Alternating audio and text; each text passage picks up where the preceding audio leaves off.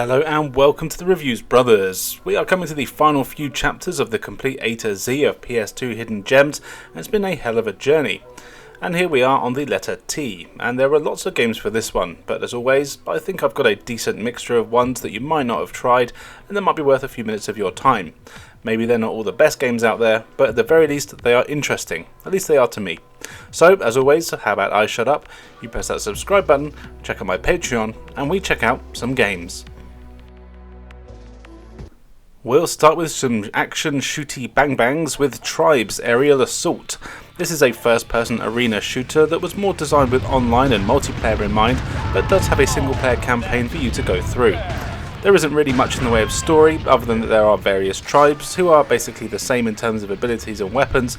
It's just the colour of their clothes and race that are different. No comment. These tribes all take part in various combat arena scenarios that involve a few different things that you've likely seen in this sort of game before. You've got your standard deathmatch games where you just want to kill a certain number of opponents within a time limit. There's also a team variation on this. Then there's Capture the Flag, where you'll need to take your opponent's base flag, steal it, and then return it to your base. All the while they're doing the same to you. There's my favourite mode, which is where you have to kill everyone you see and they'll drop a flag. You've got to collect these flags from their corpses and deposit them at a checkpoint, and you'll get points for it, but the more flags you deposit at one time, the more the score multiplies. This mode is really fun and hectic with a real risk versus reward feel to it. Do you go for just one more kill, or do you hightail it to the nearest checkpoint and hope you don't get shot in the back and lose all your flags? Then there's King of the Hill mode, where you have your team and you've got to hold checkpoints to get points for a certain number of time. All the game modes are fun to play, and you've got a fair amount of weapons to use. What I quite like is that you start with a lot of the weapons. You've got a laser rifle, a rocket launcher and a chain gun. These all have their strengths and weaknesses, of course, with different fire rates and power. I did find that the computer opponents, who are a pain in the ass by the way, will basically only use the rocket launcher, which easily kills you in just a few shots, and they are deadly accurate with it too. There's also other weapons dotted around the levels. These aren't really any better though, and I did find that I didn't tend to bother with them, as you've got to drop the ones you're using to be able to take them, rather than just holding them all at the same time. Though you can get a sniper rifle, grenade launcher and a powerful laser rifle among others.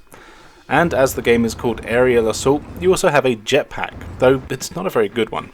You can only hover for a short while, and actually it's pretty hard to get used to the physics of it. If you want to fly up, you need to be standing still first, otherwise you just sort of glide forward. And then there were loads of times where I couldn't seem to use it like the computer opponents did, but you will get used to it. The controls otherwise are very responsive, but I actually feel that the jetpack should have been a power-up rather than a full mechanic. I do have to moan a bit about the AI though. The computer opponents were deadly, and you will die a hell of a lot. They pretty much only use the rocket launcher, and shooting you from miles away seems to be very easy for them. Thankfully you do have the same weapons, and you can even lock onto opponents, which helps. Annoyingly though, your computer controlled teammates are not as deadly, and will basically just stand around doing nothing. You can give them simple commands, but if you don't, then they're pretty much useless and don't seem to think for themselves at all. I do like the graphics in the game. It is pretty typical of games like this for the time, and it's fine, nothing too extravagant, but I'd rather that, as it means the frame rate is always solid and I didn't see any slowdown. Of course, this game is meant to be played online or with friends, and I can imagine it being really fun with a couple of mates, or even online if that still works, but as a single player game, there is still fun to be had.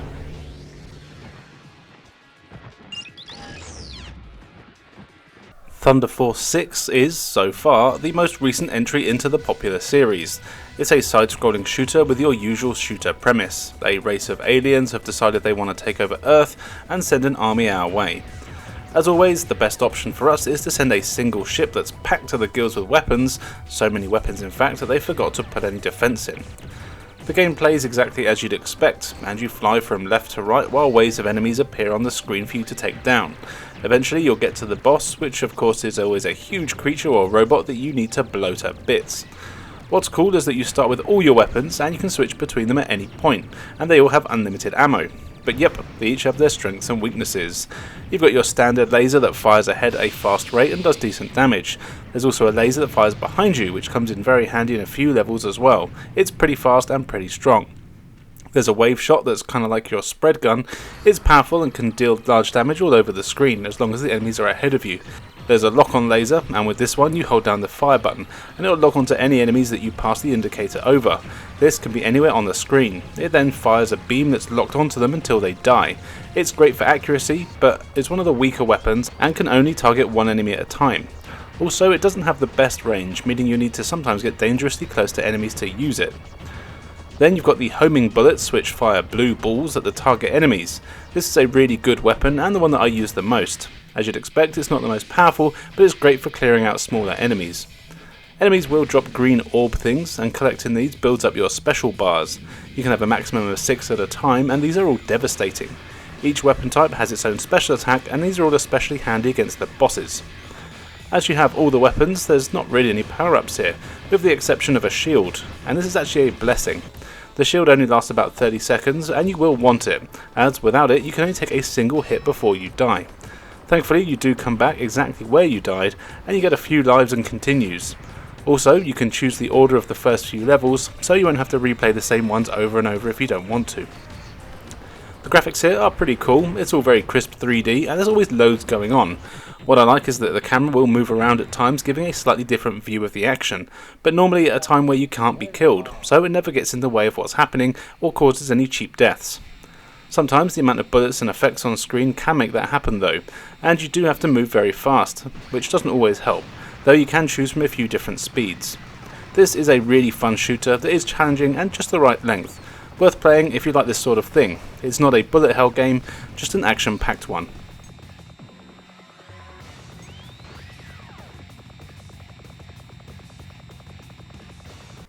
Fighting game time now with Tough Dark Fight from Konami. This is a 3D one-on-one fighting game based on a manga that I have never seen, and thankfully you don't need to enjoy the game. According to the thing I read about the game online, it's set in a 2-year gap between the 2 manga series that were out at the time, which doesn't help too much as I have no idea what that story was about. But then again, it's a fighting game, so who really cares about the story? And yeah, I know some of you do. You get to choose from a pretty diverse all-male roster of fighters, all of whom are pretty tough. You get the usual array of fighting styles from street fighters, wrestlers, kung fu men, and all the other ones that I don't know what they are, but they involve punching and throwing. Each character really does feel different to play as well. Their speeds, power and ability are noticeably different as you play. I tried out most of the characters and I'd need a couple of rounds to get used to each one. You have 4 attack buttons, 2 punch and 2 kick.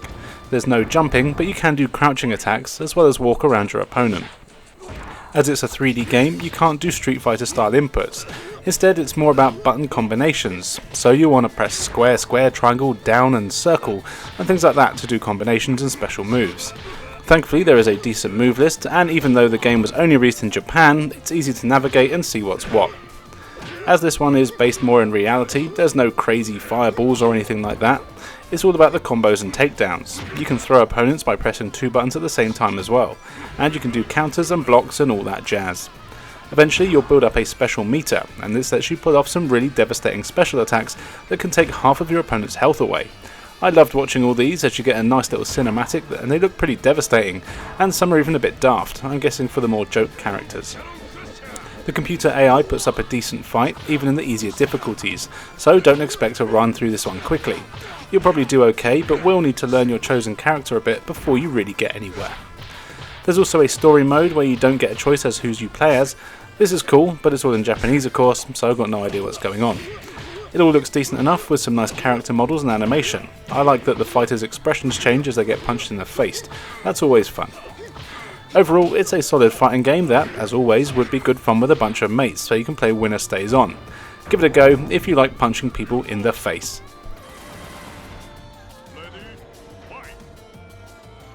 Here is Tale of Destiny Director's Cut, a game that was recommended to me by Gojambi3957. Hope I said that right. This is an action RPG only released in Japan, but thanks to clever scientists around the world, rather than curing diseases, they made an English translation that is made available online. And you know what? I'm kind of glad it was. It's actually a remake of a PS1 title, and the story goes that your character, Stan, wants to be an adventurer, so stows away on a flying ship thing on the search for a quest. Luckily, that ship gets attacked by some crazy monsters that kill everyone on board. As you're a stowaway, you've got no way to defend yourself, so you just have to run away. Eventually you enter a storage room and you find a sword chained to a wall.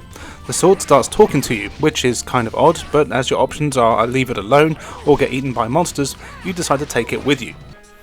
Turns out it's a magic soul sword that bonds with you, which does kick off a big adventure involving saving the world and discovering the mysteries of the swords. As it turns out, you're not the only one with a magic soul sword. The gameplay does a good job of mixing things up here. You spend your time exploring environments in an isometric view, where you're free to run around wherever you fancy. You'll need to talk to people to get information, new quests, and hints about what's going on. As always, you'll want to visit shops and merchants so you can buy new equipment, armour and weapons for when you're out in the world. Once you're ready to go, you head out into the world where you'll have to deal with lots of random encounters with enemies. As this is an RPG, I haven't gotten terribly far into it, but I have had a really good time with what I've played. The battles are all done in real time, and you've got a few attack and magic buttons, and holding different directions on the D-pad while you're attacking does different moves and even lets you put combos together. The monsters come in a few varieties, though I haven't seen too many just yet. There's your usual animal types like fish and rabbits and bears, as well as classic RPG monsters like slimes, and of course you get some big bosses too. What's cool is that you get various people who join you along the way as well. Your companions always help out in battles and do a pretty good job of looking after themselves and helping you out when you need it. You'll all level up and there's a ton of things for you to upgrade. Weapons have lots of different stat boosts you can do, as well as your usual health and magic upgrades, and you do have a lot of options on how to build your character. There's also a lot of story here with plenty of dialogue and cutscenes. Something I quite like is that you can also have optional conversations with other characters, and these are often context sensitive with what's going on around you at the game in the time. You don't have to chat with them, but it can build trust between you and make your partnerships even stronger, and it just lets you know more about what's going on. I really like the graphics here. It's got great 2D sprites for the characters and enemies, and a 3D world, and it's all super clean and crisp. I especially like the battles and all the effects that are used there. Enemies early on aren't too crazy tough, and the game is generally pretty grind free, and I actually look forward to the battles here. Something I really like is that you get a food bag early on in the game. You can fill this with a bunch of different ingredients and you'll learn recipes for meals as you play. Then, as long as your food bag is full, you'll automatically heal after battles using the ingredients you have. So you want to make sure you've got enough to make decent meals. This really helps the tedium of having to manually heal regularly.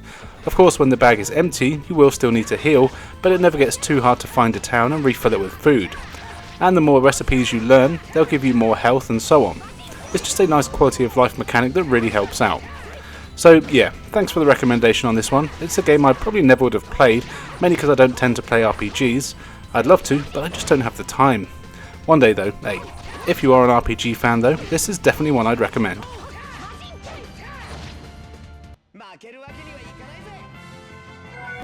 Time for something quite different now. Here is Torrente 3, The Protector.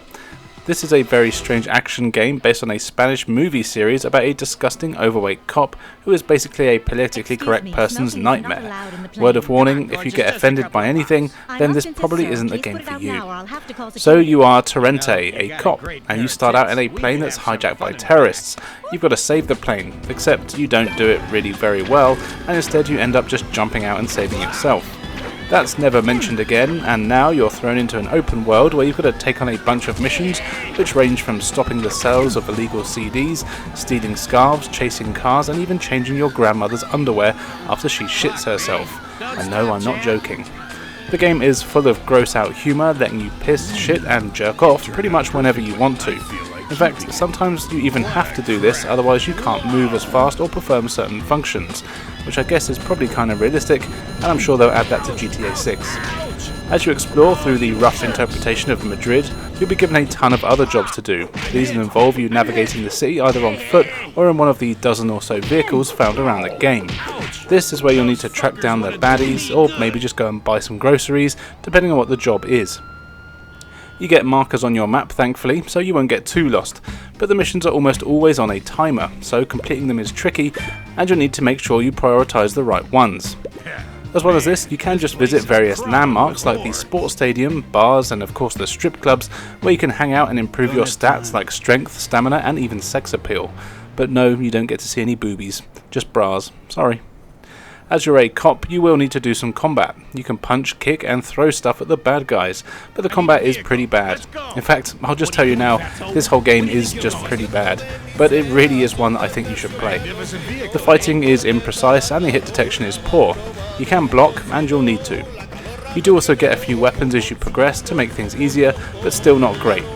You can lock onto enemies to take them down, and to be fair, the controls aren't actually all that bad. They are quite responsive. Completing the missions earns you money, which lets you buy new vehicles and groceries and items, though nothing is particularly well signposted or explained, which might be a translation thing. And yes, this was officially released in PAL regions. You can steal vehicles if you need to get around, but before you can do that you need to have the correct license so you can drive that type of vehicle and actually use them, which makes no sense, but then again most of this game doesn't make sense. There's plenty of talking here as well. Most people just swear or tell very rude jokes to you. It's kind of funny if you've got a 90s or 2000s sense of humour like I do, but again, if you're someone who gets offended by things, you'll probably hate it. Graphically, it's not very good, definitely a budget title. The character models are pretty bad with basic animation, and the world looks like an upscaled PS1 game. But it's not meant to be a looker, it's just meant to have stupid humour. So, would I recommend this game? Yeah, definitely. It's terrible and not fun to play, but it's one of those games that I can't believe actually exists, and it's the kind that I always want people to experience. So make sure you find a copy of this any way you can, and give it a go for a few hours, just to see all the mad stuff that happens.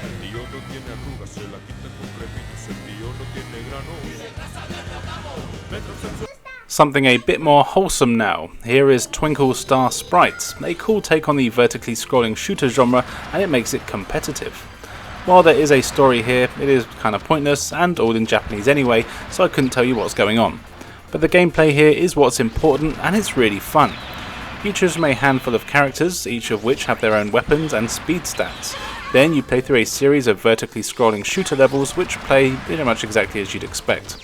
You move up the screen while loads of super cute enemies appear. The twist here though is that there's no bosses. Instead, your opponent, who is on the right hand side of the screen, assuming you're player 1 that is the boss that you have to defeat. You do this by killing the enemies. Any that you kill will go onto their screen as a fireball. If these fireballs hit them, they'll do damage. The better you are at killing stuff by building up combos or doing charge attacks, the bigger the fireball the enemy will turn into. Of course, your opponents can do the same to you, and anything they kill will enter your half of the screen as a fireball that you'll need to dodge. You can actually shoot these fireballs to deflect them back at your opponent's side. They do take a few hits though, so be careful. Things start out pretty easy, and to be honest, they kind of stay that way, but it can be pretty hectic at times when you're faced with a load of enemies and fireballs all heading your way. You can choose from a bunch of characters, and there'll definitely be some that you prefer over others, with various different speeds and weapons on offer. Some just fire forwards, some have a wider shot, and so on. And some of the characters with more powerful attacks move incredibly slowly, making it hard to dodge anything. But in terms of gameplay, that's really all there is to it. You can of course also play the game with a second player, and I can imagine that being a lot of fun. It looks great with some really nice colourful graphics that are quite basic but have a real charm to them. The controls are spot on and do just what they need to. It's simple and responsive. My only real complaint is that there's not much game here. You can beat the story mode in about 10 minutes, and other than the arcade play, where you choose your character but play the same thing, there isn't much more to it. But for what it is loads of fun. Unfortunately, it's one of those really damn expensive games, going for more than £150, so I would recommend getting the PC version if you can, which is about £2. Up to you though. Either way, it is worth a play.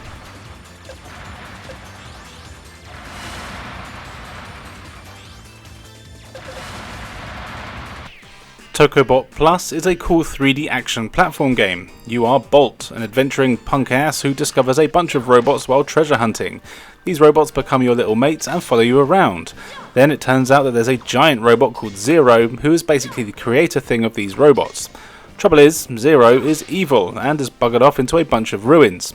So you've got to go with your good little robots into the ruins to try and track him down, collecting pieces of relics along the way to help you out. I guess this is actually more of a puzzle platform game, as there is a big focus on using the little robo buddies to help you navigate the various levels and hazards. You'll need to use the robots in a variety of ways. Bolt himself can run, jump and climb, and as a punk kid is kinda limited. That's where the robots come in. You always have 6 of them, and you can give them commands to get in a few different formations. One is a line behind you. Once they're in this formation, you can use them to make a little bridge by throwing them across a gap in a line. Then you can use them as a ladder by getting them to line up against walls for you to climb. And you can attack with this formation by slamming them down on enemies' heads. Then you can get them to line up next to you. Doing this lets you move things around easier, and you can get them to grab onto blocks and things and pull them around. You also have the ability to spin around while you're in this formation, like a propeller. Spinning around will hurt enemies, as well as being able to activate certain cogs or anything that needs a good old spin. The final formation is one that circles around you. This is basically used to carry heavy objects, as well as letting you perform powerful butt drops that will hurt enemies, as well as let you press switches or smash things. You'll need to use a combination of all these abilities to get through the levels and figure out how to navigate the puzzle-like temples that you find.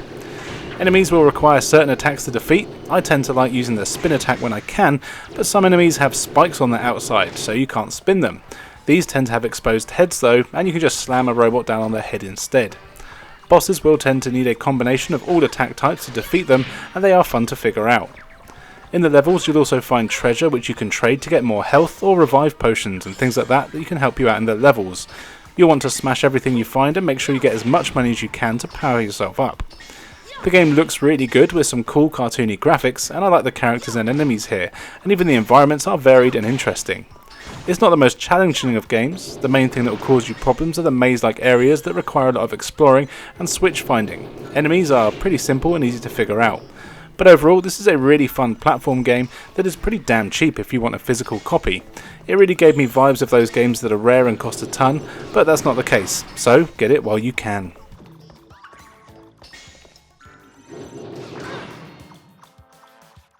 And if you do like platform games, then you might want to try out Taz Wanted.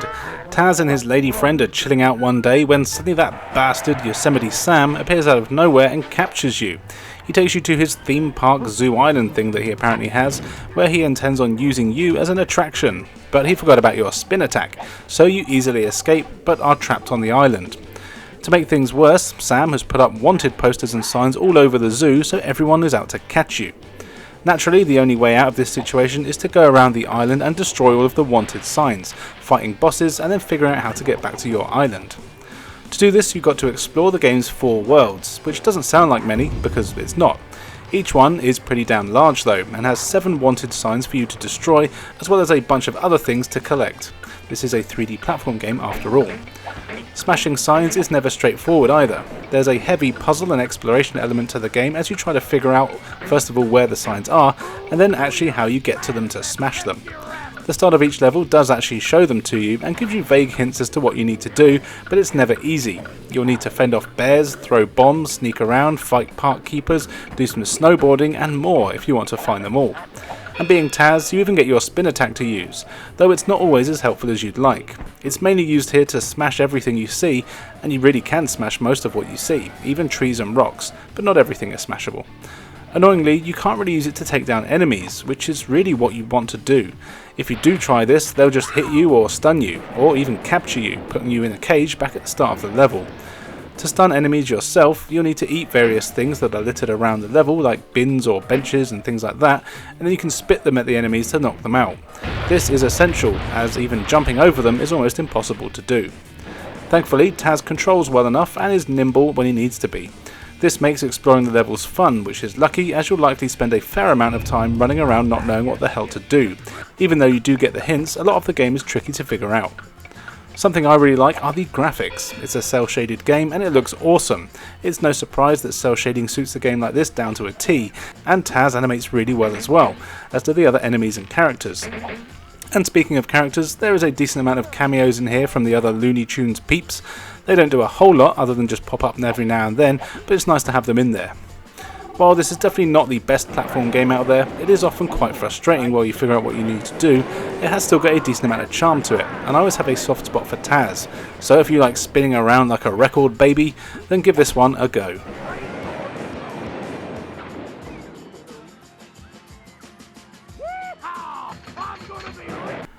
Twinkle from Rage is an interesting rail shooter that I used to play all the time at my friend Nick's house.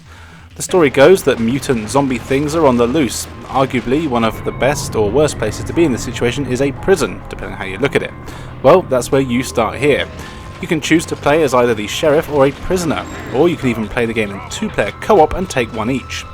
There's no difference between who you play as though, it's just cosmetic. And either way, they're both always on screen. At the start of the game, the sheriff comes to the prisoner after pretty much everyone else in the prison has been turned into a zombie or killed by the zombies. You're the only two left. He's a badass gruff sheriff, and you happen to be the worst, most dangerous prisoner in there, in solitary confinement.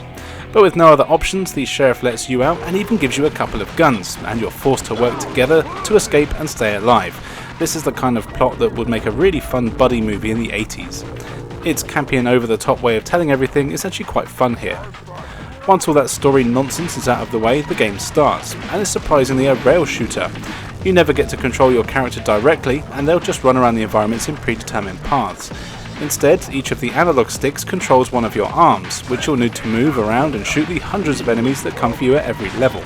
You can use the left stick for the left arm and the right for the right arm, obviously. Amusingly, you can move both arms in full 360 degrees around you, and they'll just twist and contort in strange ways that look funny. But if you get it right, you can also look pretty damn John Woo. Enemies will constantly be coming towards you. You get standard shamble zombies, some that run, some that jump, some that throw things at you, and even some that have guns. Thankfully, your guns have unlimited ammo, so you won't need to worry about accuracy. You just need to point the sticks and shoot. As you can control the arms separately, you'll be able to target 2 enemies at once if you're good enough. There's also a button that means your arms are joined together, so you only need to move one analog stick and both arms will go in the same direction. This is good for using against stronger enemies and bosses where you really need to focus your fire. And the bosses here are pretty cool. They're massive monsters that always have a weak spot for you to find. As you play, the camera will constantly be moving around to give you a more cinematic view, which I quite like, but you will have to constantly readjust your aim when it happens. As well as this, the two characters are always talking to one another, usually arguing or bickering and throwing insults at one another. You'll eventually break out of the prison and have to make your way through various towns, swamps and other environments. You'll also find new weapons along the way, each of which have their own range, power, speed, clip size and reload speed. You can have a weapon in each hand too, so you can mix up what you're firing with. Some levels require you to be holding something, like a torch in one hand as well. You'll need to use this to light the way, so you've only got one weapon to shoot with. It's cool how they actually managed to mix things up quite well. Graphics wise, it's not very impressive. The models are quite basic, but look fine. You do get some nice lighting, though it's mostly pretty damn dark for the entire time. You might want to adjust the brightness on your TV like I had to. Also, you do get these cool close-up shots when you're seeing enemies being blown to literal pieces, which are always fun. Overall, this is a pretty simple rail shooter that's really fun to go through with a friend. It's not particularly long and you'll beat it quite easily, but it's one that you can come back to, especially over Halloween for a blast. Check it out.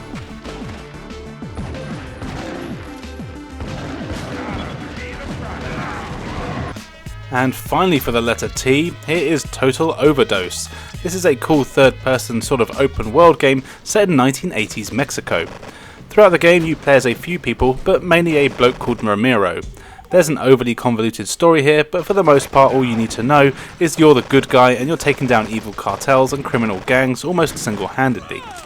You'll be given a bunch of missions throughout the game that involve the usual killing people, blowing stuff up, collecting certain things and so on.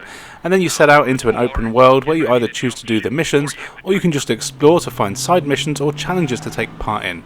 Doing side missions and challenges earns you points and money which you can use to buy and unlock various things throughout the game. The side missions are usually a lot less serious, and the challenges are things like killing a certain amount of people, driving somewhere in a certain time limit and other such things. There's also icons and hidden items all throughout the world which you can use to unlock new weapons and dual wielding abilities which come in handy. Most of the time though, you'll spend your time shooting bad guys in the face, and this is really fun to do. The game clearly takes inspiration from the various action movies of the time, letting you do loads of bullet time jumps and attacks. You can dive in any direction with the press of a button, at which point time will slow down and you can easily take aim and shoot bad guys in the cranium. And actually the controls here are really good, never giving me any issues. What's cool is that the game rewards more funky combos and attacks that you do with score multipliers.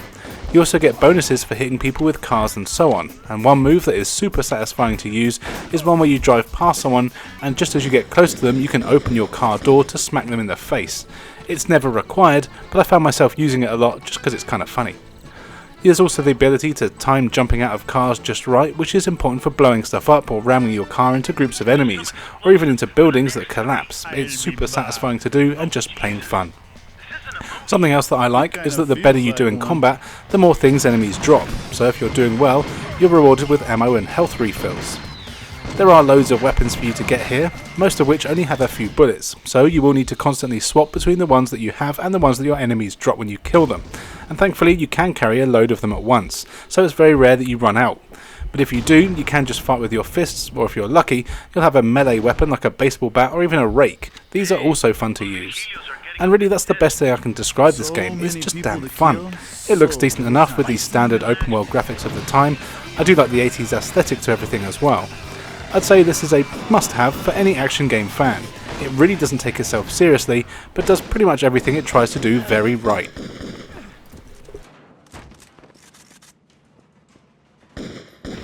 So there you go, 10 games for the PS2 that you might not have played, starting with the letter T. As always, let me know what other games I could have included, as well as any for the rest of the alphabet that we haven't covered yet. We're nearly at the end, guys. On screen now you can see where you can follow me, so why not do so? I've got loads of great content for you to enjoy, including my Patreon, where I've got reviews for games that are too hot for YouTube, podcasts, gaming challenges and more. Come and join the fun, all for less than the price of a cup of coffee. And now, all that's left for me to say is thank you for joining us, and we'll see you next time.